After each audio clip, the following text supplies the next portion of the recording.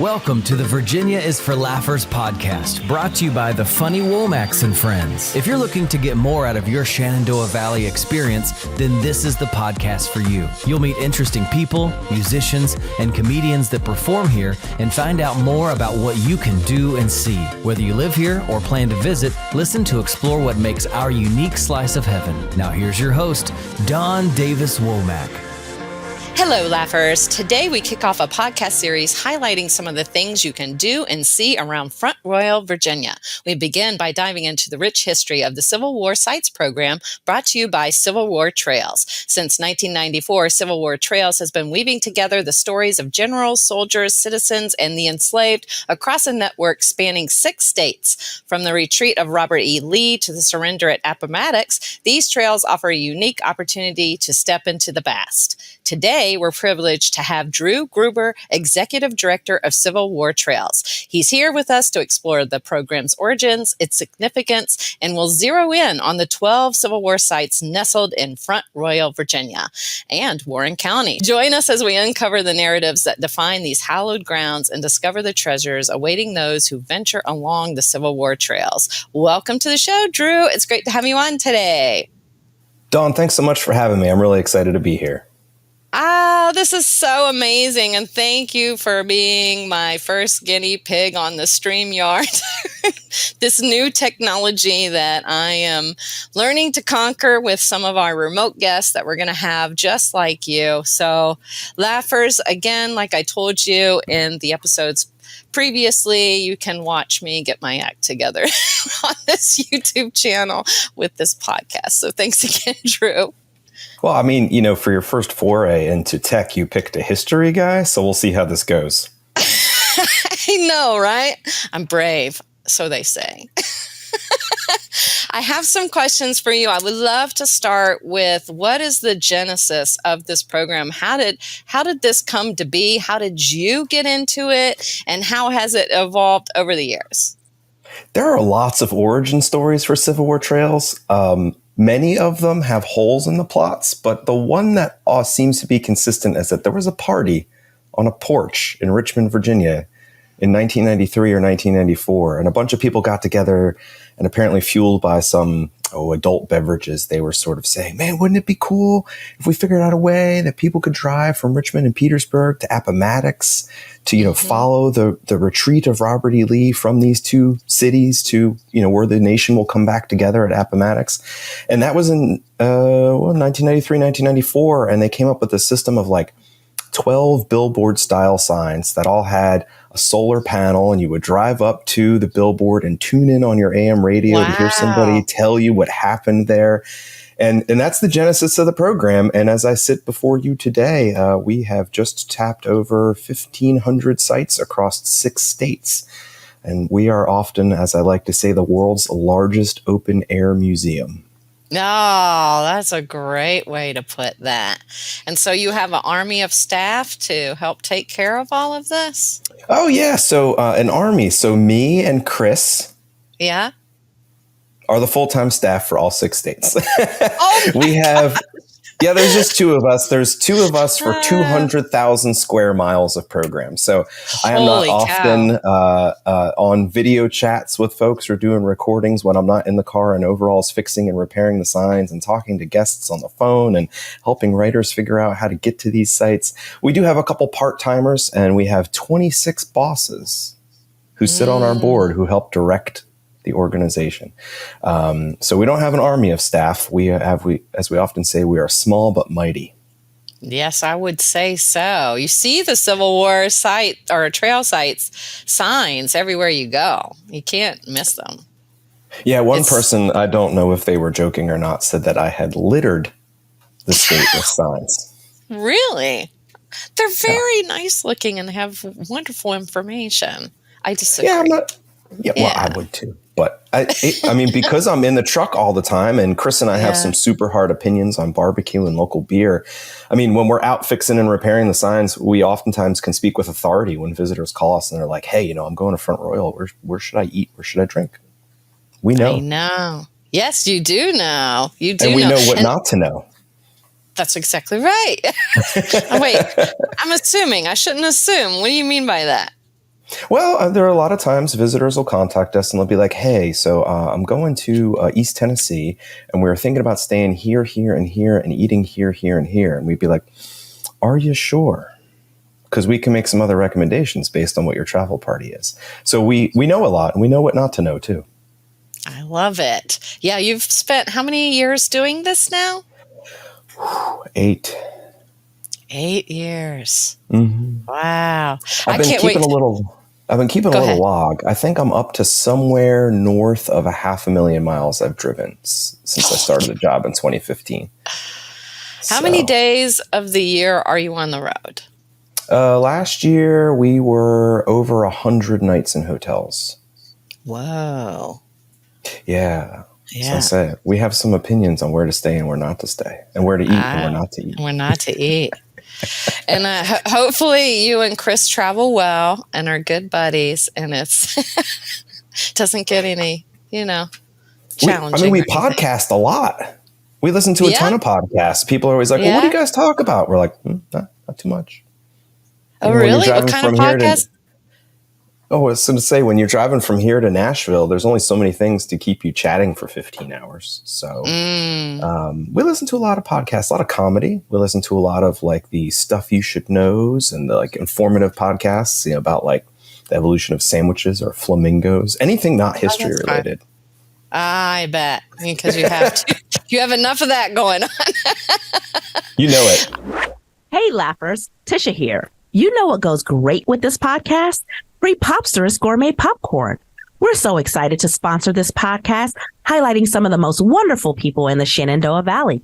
To show our love for you laughers, we're giving you 15% off today at prepopsterous.com. That's PREPOPSTEROUS.com. Use promo code LAUGH15. I want to ask you how the Civil War Trails sets itself apart from other historical initiatives and what makes it particularly engaging for visitors. Oh, well, so first off, all of your listeners can get involved. And there's a couple ways that we can sort of bring them into the fold, be part of the family. But every single Civil War Trails site, of which there are 1,500, and we're growing. We have about 200 projects on the deck right now.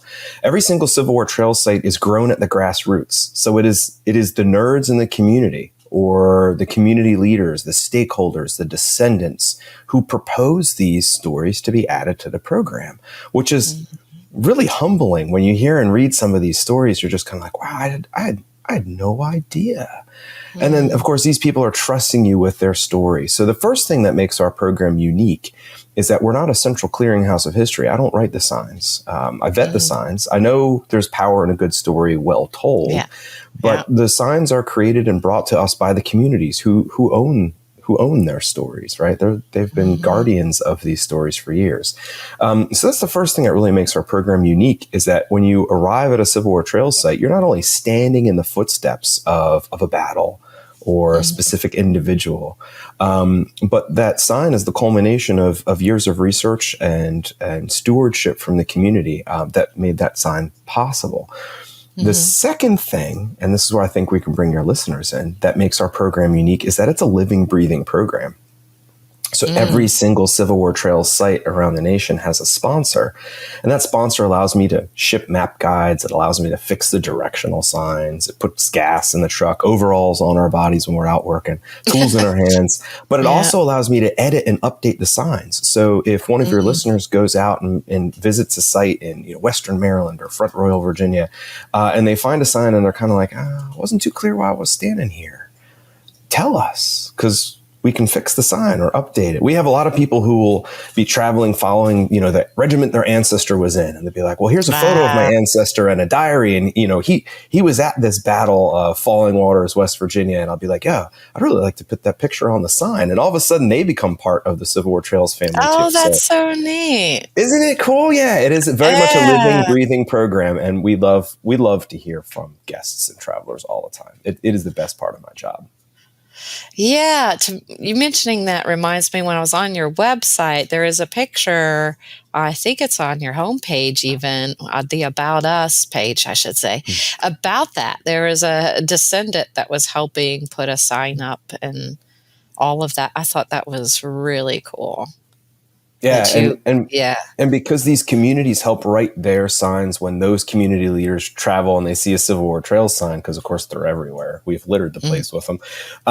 You know, they may want to be inclined to stop and hear a story that they might not otherwise find approachable because they want to know how that community wrote their Civil War story. Now, see, that's a great segue into the next question, which is how do you select and curate the sites that are featured on the Civil War Trail? Great question. And I Yeah. love the word curate. I feel like the word curate is everywhere these days. I hear that on the radio, curated by. So the application process really begins with those community leaders, right? So they're going to propose to us and be like, oh, well, you know, on this day, this skirmish took place. And I'm going to be, oh, okay, well, you know, that sounds pretty significant. We could probably get some people out there. And then really the sort of the curatorial process begins by then asking them, like, do we have permission to put the sign in the ground? Like, do you know where it's going to go? And usually the only time we ever, I shouldn't say the only time, but usually when we reject applications to the program, it's because there's no site that's willing to host the sign where the event took place. So that's a hallmark of our program. When you arrive at a Civil War Trail site, you're standing where the event took place, or you're within clear field of vision of where it took place. Because we don't want the signs to be a data dump. We don't want you to show up to a sign and it says, on May 23rd, 1862, the 3rd Brigade traveled past here. We don't want that. Like, we want them to be like charging towards you, you know, entrenched here. You know, we want something with some pop, some punch to it. Yeah. So the process of approving the applications and curating the applications begins right then and there. Like, are you standing where the event took place? And then from there, you know, we're going to take that locally sourced story and we're going to put it against a blind review committee. It might involve a historian who's written about the topic, but by and large, it will involve people who have like written into our website and they're like, hey, I'm kind of interested in this thing. Occasionally it'll be one of my neighbors, who are much younger and they're kind of more interested in animals than they are about the Civil War. And they're really good because sometimes we're too close to these stories and they'll be like, well, you talked about General Humperdinck. Was he on Team Blue or Team Gray? And they have a way of cutting through all this sort of morass. And then, of course, you know, once the sign's installed, if it's approved, then we have the ability to update it and change it. So there's no one set period of time in which we're sort of jurying the stories because they're going to continue to live and breathe. I see. I was thinking as you were answering that question, what if we call our listeners laughers. What if a laugher wanted to, I want to get a site put up here because of my ancestor? How would they get the permission? How does someone go about doing that legwork in order to be eligible to get on the Civil War Trails Network? Do you go to the city office? Or how does that work? Well, laughers, if you want to apply to be on the Civil War Trails program, I will gladly take your check. No, the process really begins with that idea because sometimes people will write us and they'll be like, hey, like my ancestor was in this regiment. They fought in the Battle of Corrick's Ford. How can I help? And if they don't know how to get site permissions, but they have an idea, they've secured some funding because, of course, you know, I like to get paid. So this stuff costs money. I should just throw that out there. We bring in a municipal tourism office halfway through the process. And that municipal tourism office usually tells us like, yeah, there's really good reason for us to get people to that corner of the county. Or, you know, this corner of the county doesn't really have a lot of parking options. So if the laughers are stuck on their application and they don't know how to apply to get permission to put in a Civil War Trail sign, I can reach out to a tourism office who I probably work with already and say, hey, do you happen to know who owns this piece of property? And especially if it's a business or a county park, it's a shoo-in. But we can help you with the application. That's part of what we're here for. So you can help with getting the permissions to put up the site. Yes, and that is always the hardest part. Dawn, it is not the money. It's usually the site permissions that holds us up. We have some applications that have lingered for the whole time I've been here because people are still waiting to sign on the dotted line to give permission to put a sign in the ground. Is that usually a private property situation, I would imagine? Or what's the holdback for some people? Some are private, some are public. You know, if you've not heard, the real estate market's crazy. So there's a lot of things that are being sold and moved and changed. So, you know, sometimes we'll start working on a project and a year will go by and someone will have sold it. occasionally someone passes away. And those are the things that tend to hold us up. But yeah, we don't have a lack of work. As I mentioned before, we have over 200 projects on deck right now. So don't let anybody tell you the Civil War is not popular, because boy, howdy, do we need more staff. Yes, I would say so. How do you manage this? Because I think you started in one state, was the state of Virginia, where this whole program started, and then it moved and expanded to 5 states, and you were there at the very beginning, right? No, I wasn't. I'd be way more gray than I am right, now. 93, 94. That's when my son was born. That was a few years ago. Sorry about that. I won't say how old I was in 93, 94, but let's just say I wasn't thinking about gainful employment. So no, the program began in Virginia with those 12 sites. That sort of was that Genesis party that everybody talks about. And then, today Virginia has about 560 Civil War trail sites and more applications coming in too. How we do it, I think, was your question. I would say that it's a fine line between caffeinated and alcoholic beverages, depending on the time of day. Okay. So it sounds like you put in a lot of hours per week to get this done. Yes. But it also seems like you're very passionate about it. So it doesn't seem, It's hard not to be. I think when your listeners, the laughers, are probably thinking, oh, Civil War. Whew. Civil War has a branding problem, right? Everybody has a conception as to what the Civil War is. But the stories that we're getting are coming from all walks of life and all types of people who have, maybe sometimes even on the face, you wouldn't necessarily look at this person and say, they definitely have a Civil War story. They are. We recently engaged with the Islamic League of Western Maryland about a really cool story. And it just goes to show you, like, every day I wake up and I look at my groaning email box, and I know less and less about the Civil War. And more people want to go to the sites, and more people want to add sites to the program. And I think that speaks to just how evocative this period of time is. Yeah, the Civil War has a branding problem because it's constantly in the news, but it's constantly in the news because it's on everybody's mind. And what else do we have that's 160 years old that's constantly on other people's minds? I can't answer that question. That's true. It's a significant time in history, no doubt. And we're the product of it living today. And it's good to go back in history, I think, because it teaches us a lot of lessons about what went right and what went wrong. So we can change trajectory and create a better future if we understand our past. In my personal opinion. Can definitely learn from the past. There are benchmarks of things like, we definitely don't want to do that one again, right? But then our audience now is younger than it's ever been, and I think that's because as people sort of grapple with what stress looks like for them, and what what drama looks like for them, and what keeps them up at night is all relative to everyone. But I think in the power of a good story well told is that sort of empathy, right? And sometimes when you read these signs, and there are a few in Front Royal, they have these little moments of humanity, and you're kind of like, man, would I have done that day? And you start thinking about these individuals as not people of the past, but maybe not being too totally different from you. No, that's very poignant. Very deep. It's true. You have to be in someone's shoes and think about that. Would I respond the same way? And you may or may not. And you may surprise yourself. Yeah. And what you would do. Watching average people rise to occasions in the Civil War, I think, could both be inspiring. I think would also sometimes reinforce, sometimes we as individuals today sort of feel conflicted on things or act on some things and not others. And again, it goes back to this idea of people are people regardless of the century.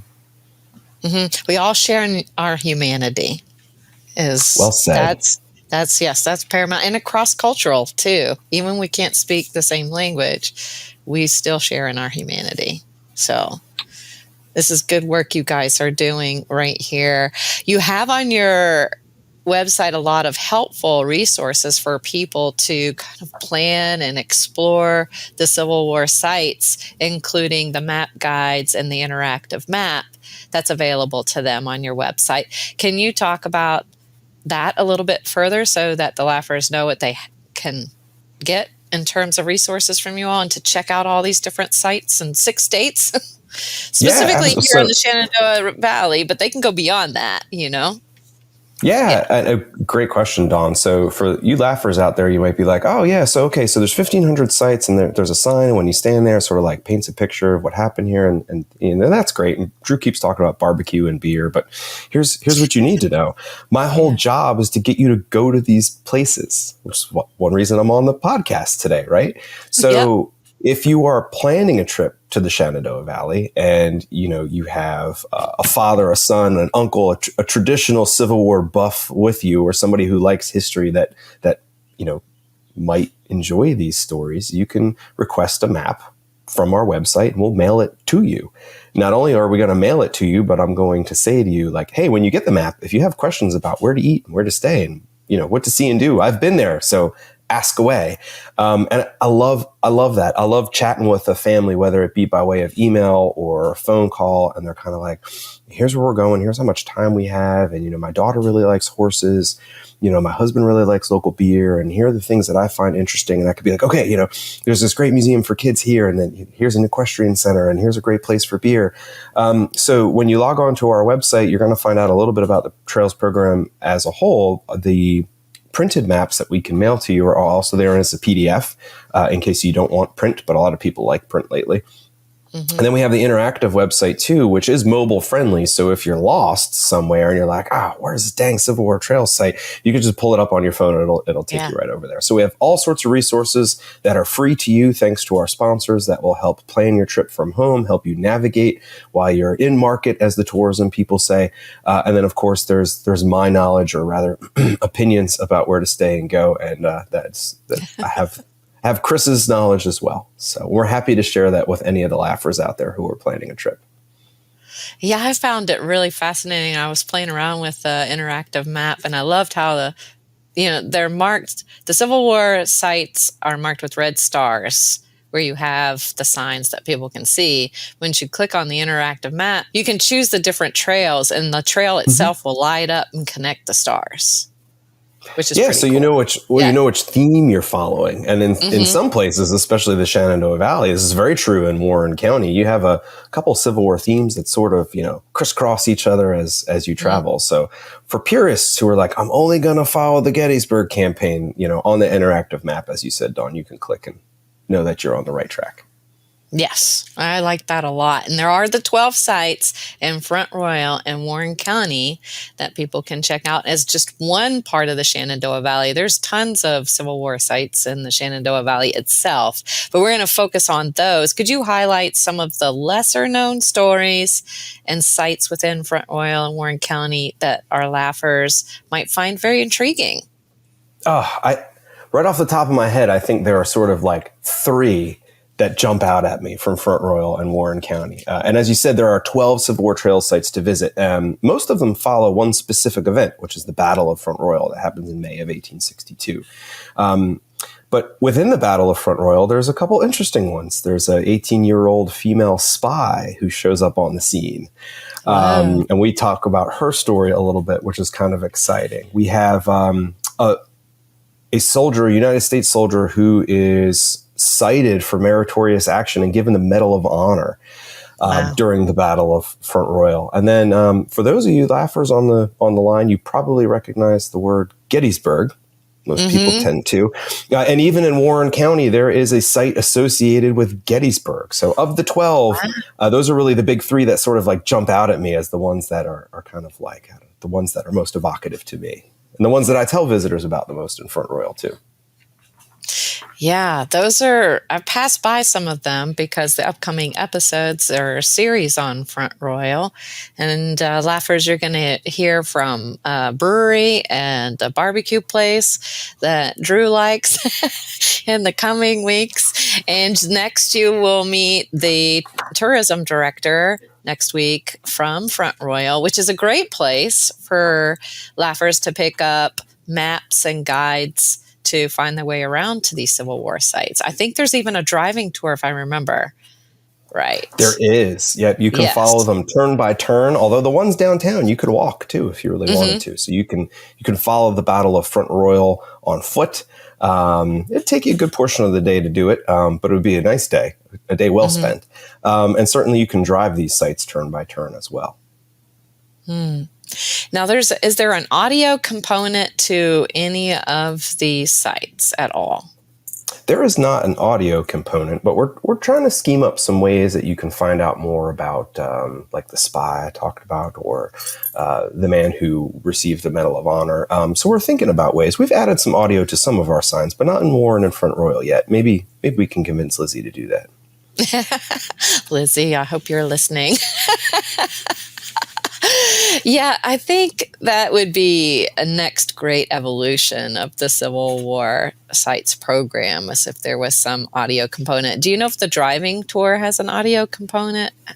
That would be a question for Lizzie. I suspect that there may have been one in years past, but it's interesting you say this, Dawn. One of the things that I have found so fascinating in the last couple months specifically is that as our audience gets younger, the vast majority of them love paper brochures. So we just released a brand new brochure for the Commonwealth of Virginia, all of its Civil War trail sites on one paper brochure. And we printed it on, April 2nd or 3rd. And I know we're talking at the end of April today.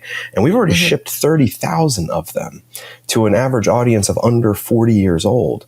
And I suspect that's because a lot of people, despite loving podcasts, which I do, and certainly your laughers do, I suspect there's a lot of people who kind of have like a little bit of digital fatigue, and maybe they like to leave their phone in the car when they vacation. But man, we're just on a totally different topic now. You know how history people are with technology. Right. We're usually poo-poo it anyhow. So.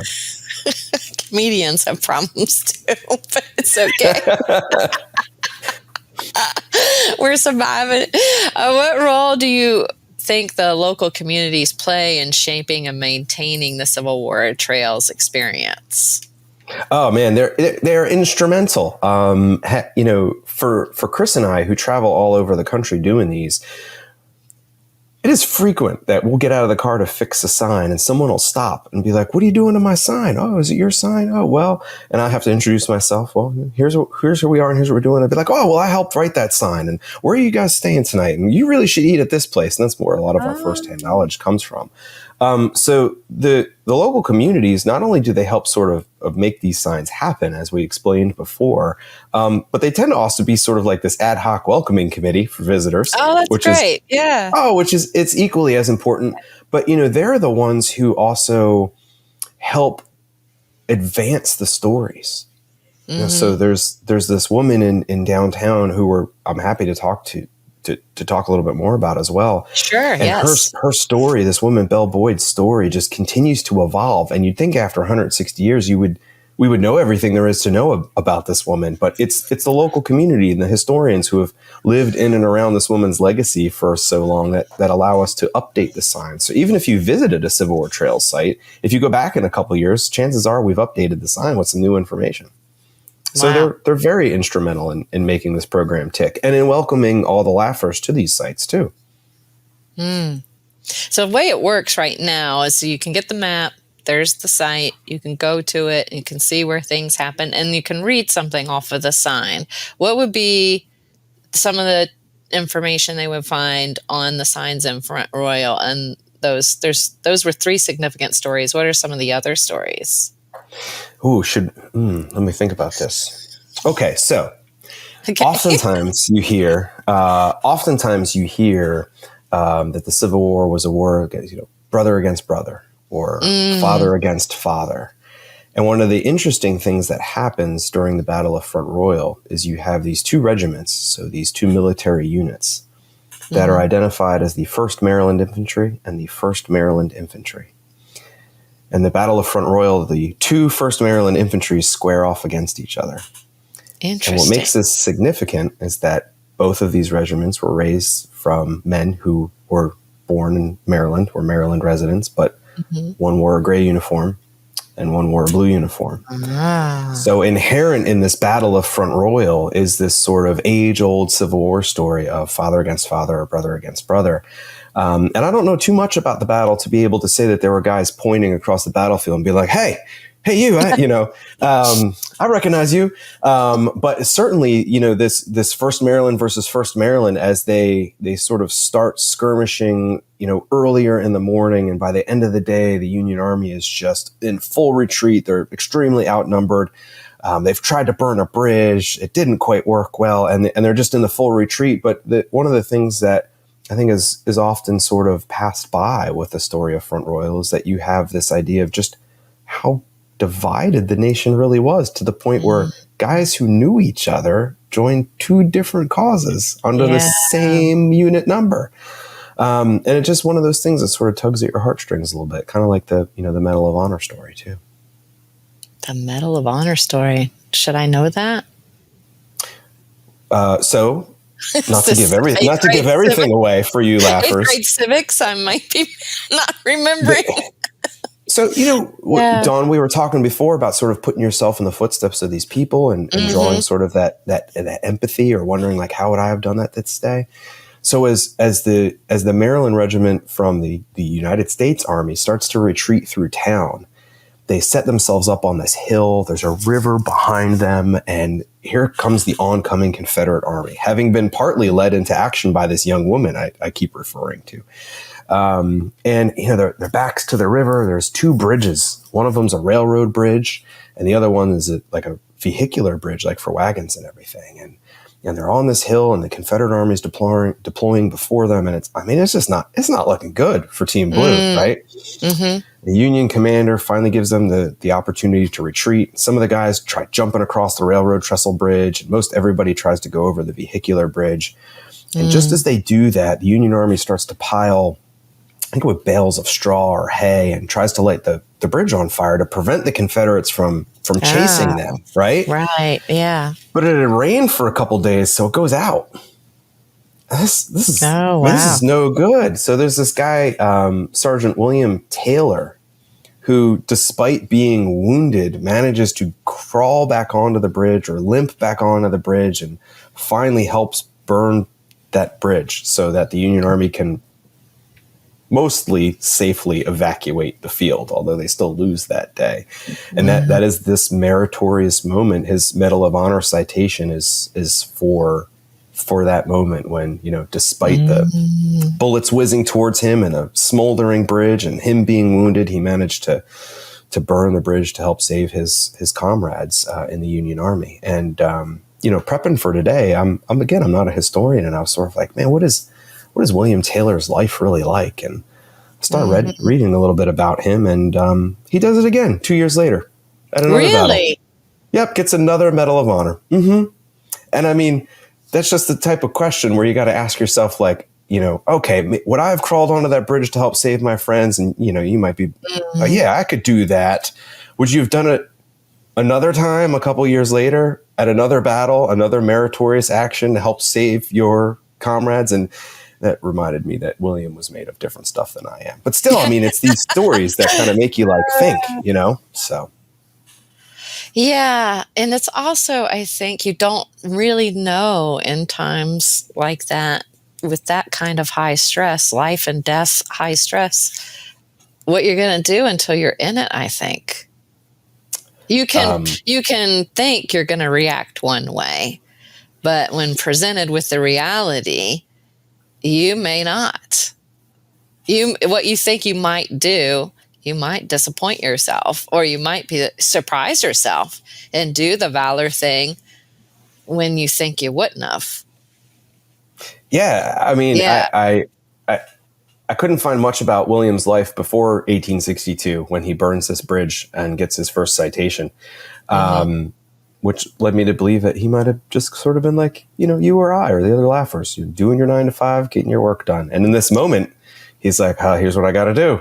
And I was like, wow, I wonder what that's like. And you stand at the Civil War Trail sign, and obviously there's no bridge there today, but you stand at the Civil War Trail sign and your back's to the river and you're kind of like, He was in a tight spot. If he didn't do it, someone needed to do it. And then you follow his history, and you're like, 2 years later, at this other action in 1864, he gets another citation for valor. And at that point, it's baked into him. I think. So he's like Braveheart. Yeah. Yeah. And we see this with this young woman who is now referred to as a spy, where in reality it's this May 1862 battle where she sort of first gains her fame. And that sort of gets the ball rolling as to what's possible for her. So That's the 18-year-old spy you were talking about earlier. Mm-hmm. Is that Belle Boyd that I saw the name of around It town? is. Okay. It is. This Belle Boyd has a brand all of her own. She does. She does. And they have a walking trail too that you can take. I did do some of that. So you can cross where she lived and other historical sites downtown. It's pretty neat. Yeah.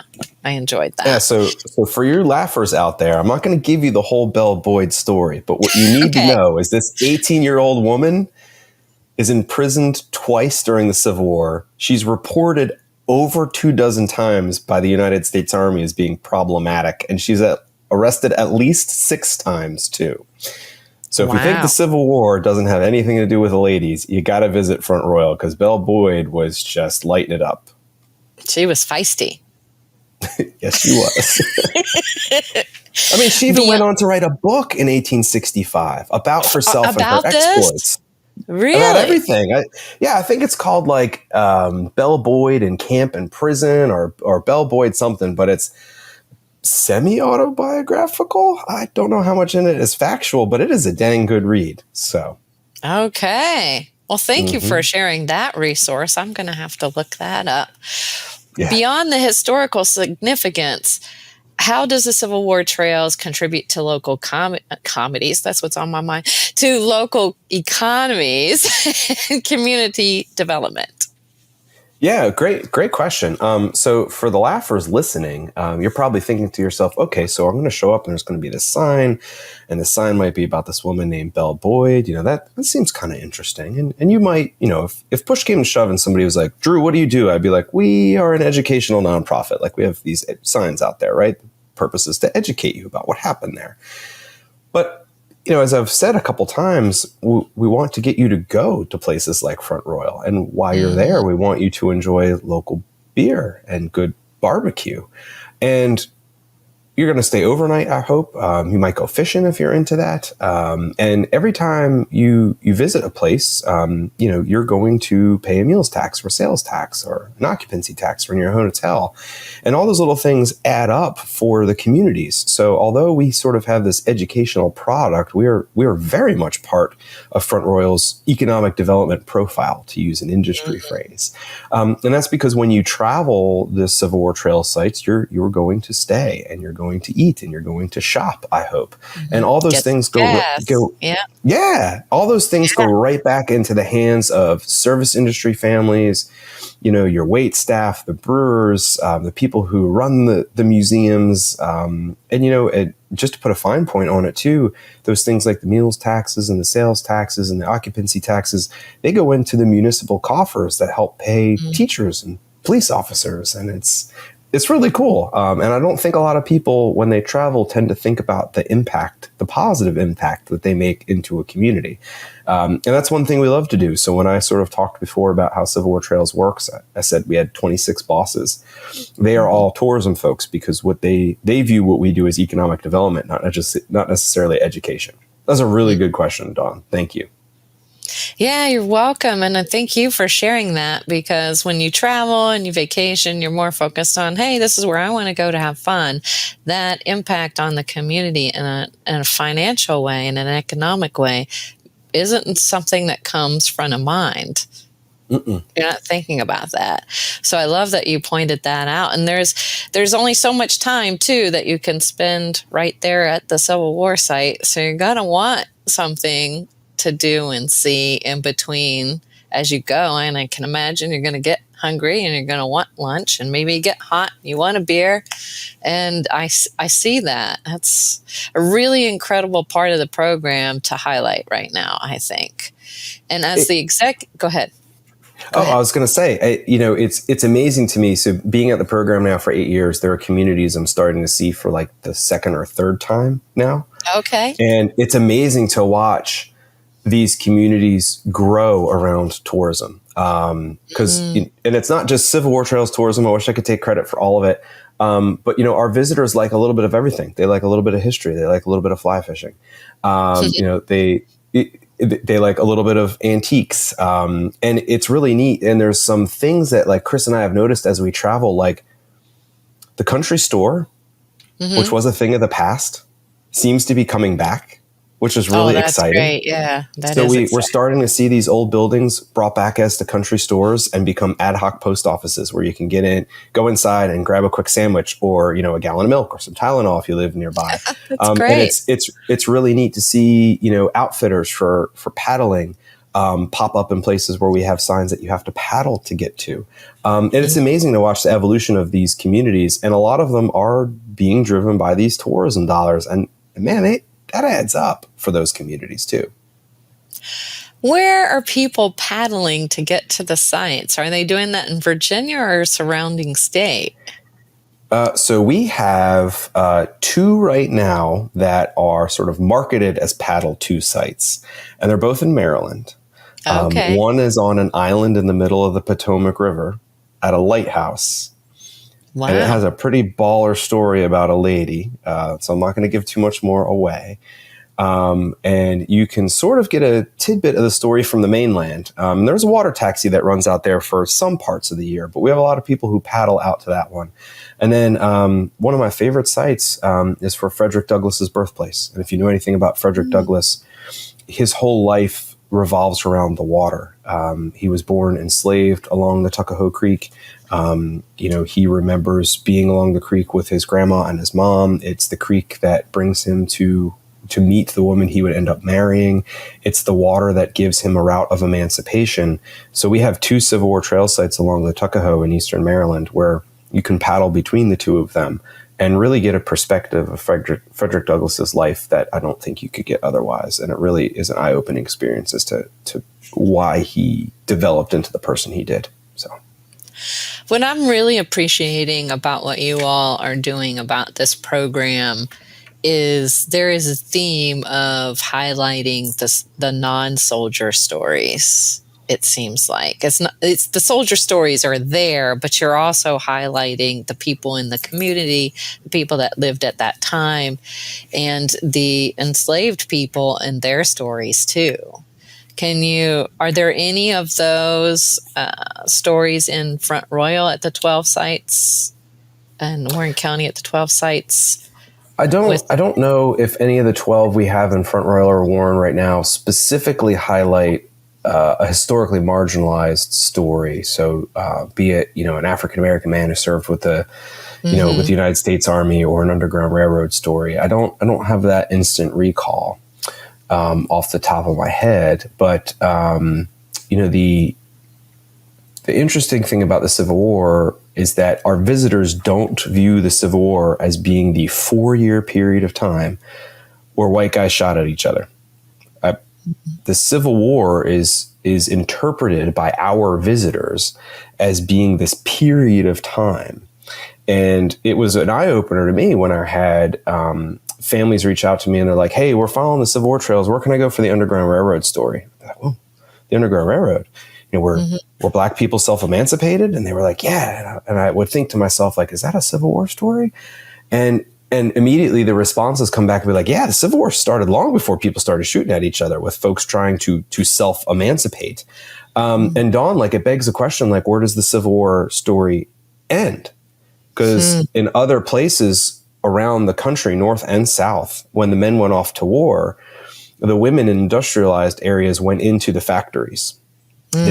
They assumed these sort of previously male-dominated jobs, especially working in places that are called laboratories, so like arsenals that are making arms and munitions and stuff like that. And then when the guys get home from the war, they're like, okay, let me get my job back. There's a lot of women who are like, no. No. And also, I want the right to vote. And that's a Civil War story. Is suffrage part of the Civil War conversation? And I think you will find that it is. So the Civil War, the legacy of the Civil War is, it is, as it was during the period, diverse and covers many topics. And it's simply not 1861 to 1865. That is a good point. And really great discussion to have over a brew and some barbecue. I think that's the beautiful part about this program, encouraging that, is because you have those moments where you come read the sign, and you've even talked about it yourself, kind of thinking, would I do that? And that can be really sparking some really deep conversation and some introspection and some reflection of that time period and our culture and from where we've come and how we relate to each other now, how we relate to ourselves now. That's a great reasons to. I can see having several conversations and deep conversations. Even my husband we like to have deep convos all the time, and we would see one of those. I could see us talking about it over 2 beers at Vibrissa Beer, easy. Easy. I couldn't have said it better myself. Not all of the things we hear from visitors are always very substantive and reflective. Sometimes we hear from visitors who will be like, "That was funny." They're like, well, really? Tell me why you think it was funny. And it allows me to think about how we're telling the story on the sign. But I love what you just said, because I think, as I mentioned before, the Civil War's got a brand behind it. And I think there's a lot of people who show up at these signs and they're kind of like, wow, man, William Taylor really needed to burn that bridge. Could I have done that? Or, man, would I have done what Belle Boyd did that day? And maybe they are substantive. Maybe they make you go, And sometimes they just might make you laugh. Other times they might make you sad. Again, sharing in our humanity, right? We're human, whether we were born in 1920 or, now. It's just, humans are humans. And we have the whole gamut of emotion. I don't think we should be afraid of that. That can teach us things too. Anger, the bad emotions are supposedly the negative emotions are supposed to be teaching you too at the same time. So that can foster a lot more conversation. And I imagine in doing what you do, you have had challenges and triumphs that you've encountered in preserving all of these stories and promoting these historical sites. What have been some of your biggest challenges? Perception, just to be honest with the laughers here. Again, there's a perception of what the Civil War was about, why it went down, and who it's for today. So challenging that perception is hard to do. But luckily I have 1,500 communities who have all started to challenge that perception together, which is a really sort of amazing thing to think about. Even if you have a community talking about their Confederate ancestors and you have a community talking about the Underground Railroad, they are in one space, in one room, in one program doing that together, which is amazing. One of the other, challenges to the job is the size of this program. It is massive. It is massive. I don't know how you do it. It is the world's largest open air museum. Without people writing into us being like, hey, that sign was looking a little crunchy, or hey, this one was a little confusing, or hey, have you thought about this photograph? It'd make my job way harder. There's some challenges for certain. What about the triumphs? What would you say are some of the biggest events or biggest moments, I should say, over the last 8 years for you? It's so hard to pick one. And these are the things that charge my battery, right? That just keep me going. I probably should focus on some of the ones that happened just this spring. Down in Augusta County, so just west of Stanton, we unveiled a new Civil War Trails sign that is about Virginians from the Shenandoah Valley who are Mennonite and Quaker and Dunkers who are pacifists. And when the Confederate Army starts to conscript people, they're kind of like, no. We're not doing it. No, here they go walking into the mountains of West Virginia to get away from Confederate conscriptment, and they run into 2 Confederate soldiers. And there's more of these pacifists than there are Confederate soldiers. And the Confederate soldiers like, well, you're under arrest. And they were like, well, okay, we can't fight you. So it's just one of these human moments. But last spring, I had a month where I jumped from unveiling to unveiling to unveiling. And the first one I did was with the 135th United States Colored Troops Descendant Group. So in the Civil War, black men who fight with the Union Army are referred to in the period as United States Colored Troops. So that's why I said that. And these descendants are based out of Goldsboro, North Carolina, but came from all around the world to unveil their sign, their Civil War trail sign, about the moment where their ancestors held up their right hand and on the main street in downtown Goldsboro recited the oath of allegiance to the United States. And in that moment went from being people owned by other people to federal employees. And that was a big one for me. I get goosebumps still thinking about that. But every day, Dawn, every day, there's a cool story that comes down the pike that just keeps me going. And I hope that enthusiasm is being heard by the laughers and they want to come check some of these out. Do you feel like these stories, just now that it's growing and expanding, more and more are popping up and coming to you? More. Okay. Yeah. I mean, to the tune of over 200 at the moment. And I also think people are thinking about how they have told Civil War stories in the past. So I did say that we update some of the old signs. And sometimes that means taking all of the battle language out of the text. I joked before, like the 3rd Battalion of the 2nd Regiment maneuvered past here. Like you can pull all that out and put it on a map. And then what you could do is you can take a letter from the 17-year-old drummer boy who was with that battalion, who experienced that day, and put that on the sign. So yeah, not only are we seeing people of all walks of life, all ages and interest levels want to add their story to this program. Humbly, it's a weird chair to be in. But at the same time, we see a lot of people who have sort of been the stewards of these traditional stories.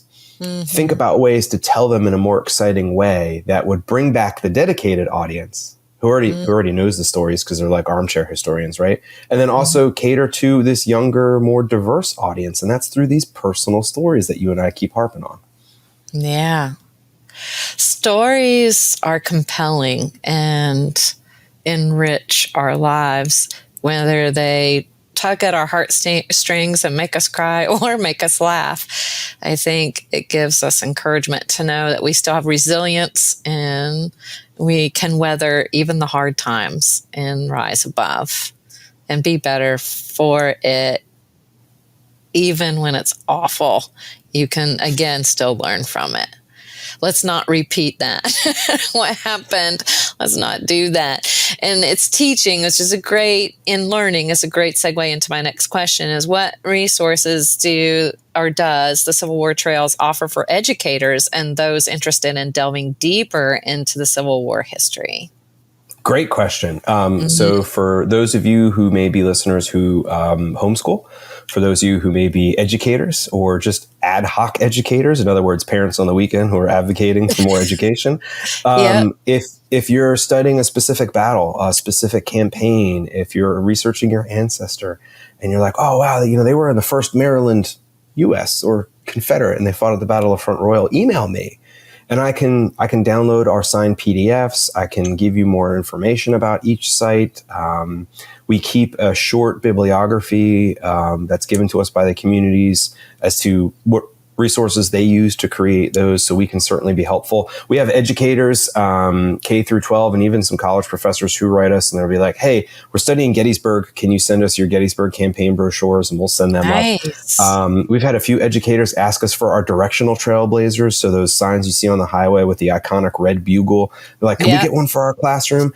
So at the end of the day, laughers, if you're curious to know more about a specific historic event, just email me and ask. It might be a little while before I get back to you because I drive a lot. But just email and ask if you're looking for a specific information about a specific regiment, specific unit, outside of just planning a trip to go see them. And how do they email you? I notice, is it best to go to the website and click connect and send a message that way, or email you direct? How do you prefer? Couldn't have said it better myself. Yep. Just go to civilwartrails.org, click the connect button, and I will respond to you. And if not me, Chris. And if not Chris, Victoria. All right. 3 chances, 3 people to help you for sure. How is the demographic of the Civil Wars? You said it's gotten younger. It's trending younger. It has. And when did that start? Well, so I am a nerd. And Okay. in case you hadn't noticed, and I really enjoy trying to figure out who our audience is, what motivates them to come here. And in 2015, the Civil War sesquicentennial ended. So the period of remembering the 150th anniversary of the Civil War. And of course, through the sesquicentennial, state travel offices did these exit surveys about who you are and why you're coming and what you're doing. And all that information was given to me when I started this job. And I was kind of like, this is great, but what does it mean for today? So every year I've collected data from state travel offices. I've looked at third-party surveys about the aptitude of people in history. And I've tracked all of that like a madman on the wall with color-coded charts and graphs and highlights just to see what's happening. Oh, yes, it is, yes, indeed. Self-confessed. And in addition to that, there are really 2 other ways that sort of bring me around to not only believing that our average audience now is an aggregate age of 42 years old, down about 12 or 15 years from 2015, when the average audience was closer to 65. And there's a couple other ways besides all these academic surveys, because those tend to happen sort of in a vacuum, right? You know, exit poll at a welcome center. Well, you had to go in a welcome center. But, you know, when we get an email from somebody into the website that's like, hey, going to the Shenandoah Valley, I'm going to go to this battlefield. Where should I go for beer and barbecue? That speaks about who that average visitor might be. We'll also have visitors who are like, hey, I'm part of a cycling club and we're going to go cycle the Antietam campaign trail.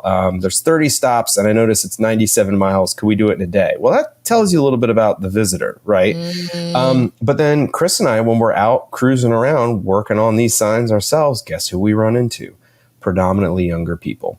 So don't let anyone tell you that young folks don't like history, because they do. There is, again, power in a good story well told. There's a lot of younger folks who are traveling to take a digital detox, and they view the Civil War as a chance to fuel their imagination, something we don't get a chance to use very much anymore. And it is also a gateway to authentic experiences. And I hear this from people all the time, that they are looking for something that's authentic. And when I ask people what they mean by that, it's by and large a younger person. And what they mean by that is they would prefer to stay in a local bed and breakfast, even if they have to pay a little bit more, than a chain hotel, because it's different. And they would prefer to drink local beer, and they would prefer to eat local barbecue versus a chain restaurant or, you know, a macrobrewery, because you can't get that at home. And that's all part of being authentic. So thinking about that and bringing it back to sort of heart center, is I want each Civil War Trails sign to be authentic. It doesn't have to be something you agree with, but it has to hit you in a space where you're kind of like, wow, like, I can see why that person did that, or geez, I've done that day. So yeah, I believe our average audience is around about 42 years old. We know that they stay about 2-ish nights. They tend to spend somewhere between like $1,000 and $1,300 when they travel, and they are really motivated by personal stories. They love personal stories, just like our older audience. Our older audience will already be able to tell you who is in command of the Confederate Army at the Battle of Front Royal. But they won't be able to tell you is where Belle Boyd ran onto the field that day. So yeah, you know, it's the personal stories that work really well to attract a younger audience, and younger people do love history. So if we're serving them history and we're pairing it with other cool amenities, they will absolutely come. Yeah, I can see that. I like history too. I'm not an expert. Buff is probably too strong, but I very much enjoy history so much. I think because these are our ancestors. We come from the generation now, from the generations before us.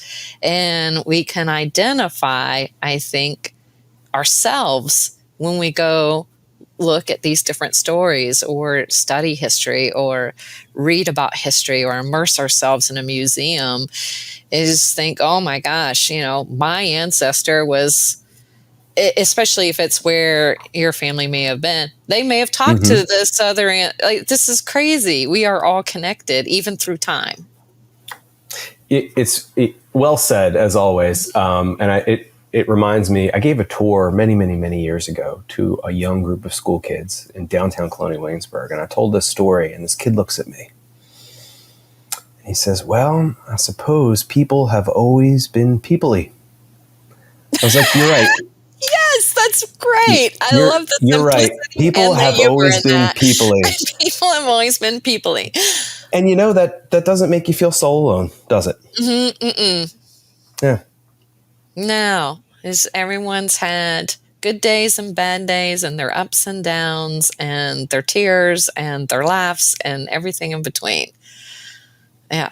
And we're in a challenging time right now. I hope we don't have anything that significant come to pass again, but if history proves itself at some point in the future, there'll be some more tough times. I mean, it's part of life. So I love that you guys are doing this. And I'm wondering too, you in 6 states, but do you have exciting developments or expansions that we can expect from the Civil War trails in the future? Well, as I joked before, my life is fueled by a fine line of caffeine and adult spirituous beverages. So I love bourbon, so I guess it would be natural for me to invade. Ooh, did I say that out loud? I meant it would be natural for me to expand into Kentucky. So my invasion / expansion into Kentucky would be fortuitous for my retirement. We've often considered about growing the Civil War Trails program out of our current footprint. Kentucky, all joking aside, does have great bourbon, but they also do have a lot of really great Civil War stories. And a lot of our sites in Tennessee and West Virginia reference Kentucky. So it would be a lot of fun to add Kentucky to the Civil War Trails program, but we got our hands full with what we got right now.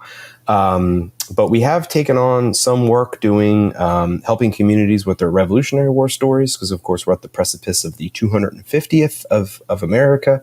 So we're helping some communities right now with their Revolutionary War stories. But expanding into Pennsylvania it's been a lot. It's been a lot. Besides maintaining the 1,500 other children that we have out there.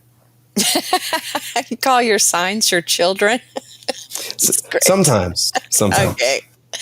And this takes a lot of money. You have a board, you're a nonprofit. If someone wants to donate, as I'm sure that's possible, could you share with the Laughers if someone wants to get more involved? Maybe they want to be a sponsor of a site, or maybe they just want to donate some money to help expand your staff eventually or something. What would they do? Thank you. You're welcome. As a nonprofit, I appreciate that. That may be my favorite question you've asked today.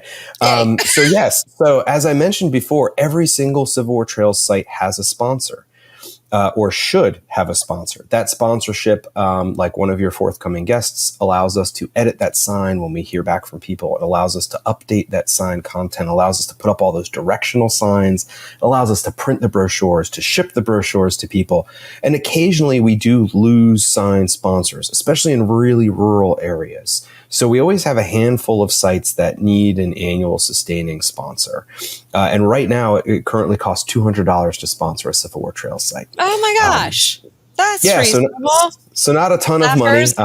Yeah. Come on, Laughers, step up. Yeah. So we always have a handful. Like I can think of 4 or 5 right now that just lost their sponsors because those communities have got other priorities to fund right now. It's just where we are. But we also, since we're a nonprofit organization and since things are more expensive now than they've ever been, one of the things we are actively doing is soliciting donations for people to help with general operating expenses. Now, this tends to not be like the sexy sell, like I can sponsor a sign or I could give to general operating expenses, but we need we need new boots.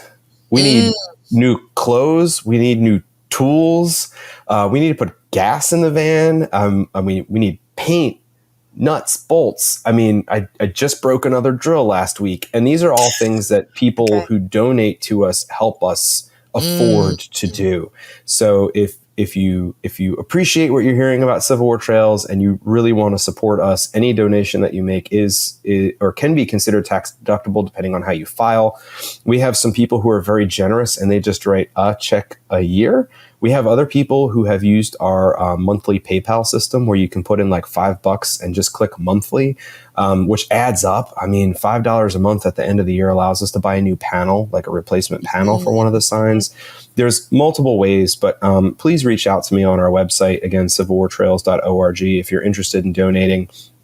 If there's a specific story that motivates you, if there's something you want to give, we would obviously be happy to work with you. And we could use those now more than ever.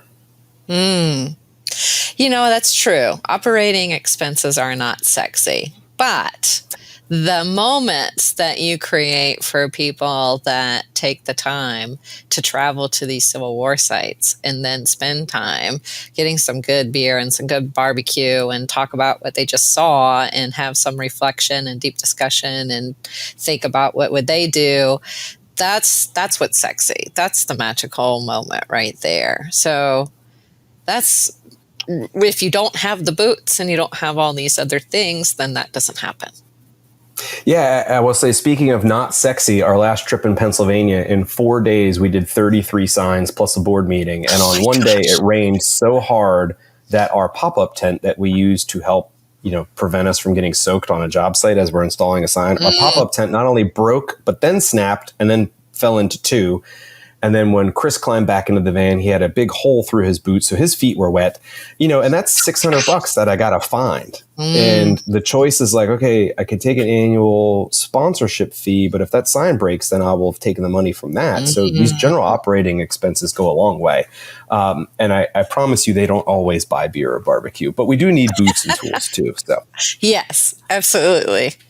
And to, have some rejuvenation time with the barbecue and the beer.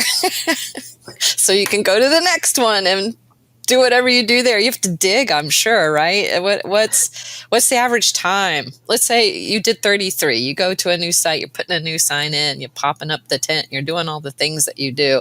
What's the average length of time to put in and install a new site? If everything's agreeing with us and we didn't hit a utility line or bedrock or old asphalt or anything else, it usually takes us about an hour and a half to install a sign. Okay. So on this run in Pennsylvania, we did these 33 signs, and it was Chris and I in the van and Jason, who's a part-time contractor for us, in his truck. And we crisscrossed each other through 3 states. So we would drive past him and take a peek out the window to make sure he was doing okay. And he'd drive past us and stop and give us a piece. And that's how we do it. And we usually get to the hotel at like 9:30 or 10 o'clock at night, looking like Pigpen from Charlie Brown, because we're in overalls and we're caked with mud and full of paint. And there was, on the last trip, we ended up booking into this really nice hotel for our board meeting the next day. And we walked into the lobby, which was like marble and these people sitting around in really nice suits and dresses at this real posh bar. And we came in and like our welly boots were squeaking on the marble and we were leaving footprints on the whole thing. And that's how we get it done. Excellent. Came in like a storm, you two. It is, sometimes Chris and I look at each other and we just say, we have a weird job. You do.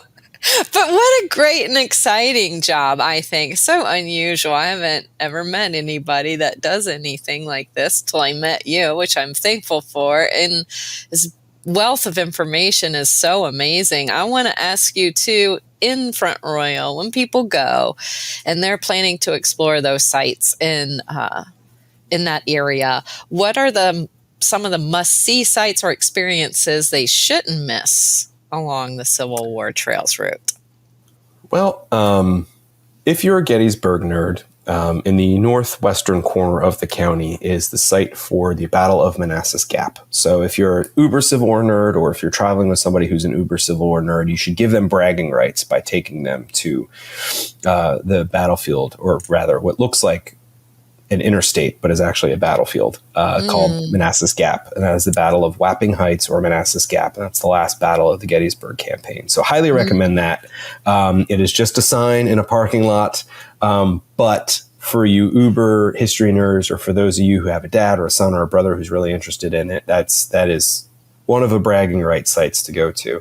The Bridges site on the end of North Royal Street where Taylor will receive his first Medal of Honor is interesting as well. Because you're kind of standing there with your back to the river, and I think all of a sudden it sort of dawns on you like this weird situation you all are in. But the one place I would not miss, and the one place I would also start your experience, is the Visitor Center downtown. There's a Civil War Trails sign at the Visitor Center that gives you a map of all of these sites, so you kind of can figure out, do I want to walk to some of them? Do I want to drive to some of them? It gives you some, just tidbits. But yes, the one thing you should not miss when you go to Front Royal is the Visitor Center. I know that sounds weird, but it's the best place to get the orientation for the different battles. It's the best place to get an idea of how you're going to sort of plan your day.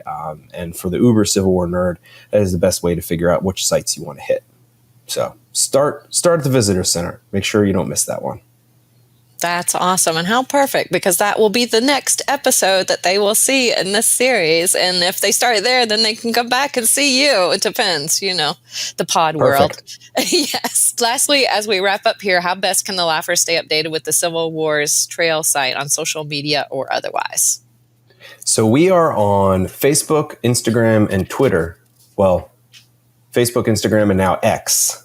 Yes. History, people, and technology. And you can find us on all three of those platforms at Civil War Trails. We post frequently, but keep in mind, it's just Chris and I. So if we're riding around covered in mud and overalls, we might not be posting a lot, but we tend to post there about when the new sites are coming out. We also tend to post when we've hit a really good beer or some really great barbecue. We'll also post some tips. So as we experience different things, we'll make some tips and tricks. So for example, one of our favorite eats in the Shenandoah Valley only takes cash. And we didn't realize that until we had got there. So we want to make sure you don't have the same mistake. So yes, you can keep up with us on the socials at Civil War Trails. You can also write into our website if you, again, are an educator and need any information or want to request a brochure. So you can find us there. And you could just set up a Google alert for Civil War Trails, because we're always posting when the new signs are coming out. We got 3 that we're announcing this week. Love it. I'm so excited. That's exciting. Well, thank you so much, Drew. This has been super fun chatting with you about all things Civil War Trails. It's an amazing work that you guys do. Thank you again for coming on the show.